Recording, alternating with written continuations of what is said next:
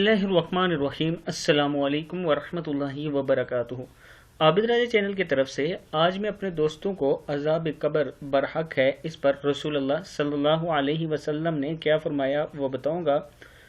उससे पहले मैं अपने तमाम दोस्तों से गुजारिश करूंगा कि अगर आपने अभी तक आबिद राजा चैनल को सब्सक्राइब नहीं किया तो ज़रूर कर लें ताकि डेली आप तक अच्छी अच्छी वीडियो पहुँच सकें। तो स्टार्ट करते हैं। बिस्मिल्लाहिर्रहमानिर्रहीम।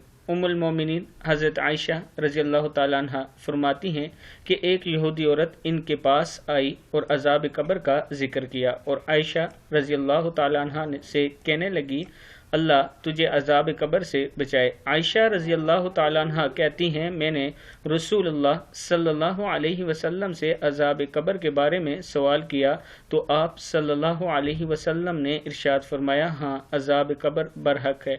आयशा रज़ी अल्लाह ताला अन्हा कहती हैं, इसके बाद मैंने नबी अकरम सल्लल्लाहु अलैहि वसल्लम को ऐसी नमाज पढ़ते नहीं देखा जिसमें आप सल्लल्लाहु अलैहि वसल्लम ने अज़ाब कब्र से पनाह न मांगी हो। बुखारी की हदीस है।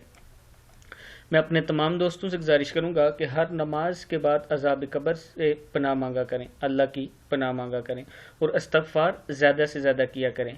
अगर नबी अकरम सल्लल्लाहु अलैहि वसल्लम पनाह मांगा करते थे तो दोस्तों ये देखो कि हमें फिर कितनी ज़्यादा मांगनी चाहिए। हमें तो हर टाइम अल्लाह ताला के आगे गिड़गिड़ाना चाहिए, इस्तग़फ़ार करना चाहिए।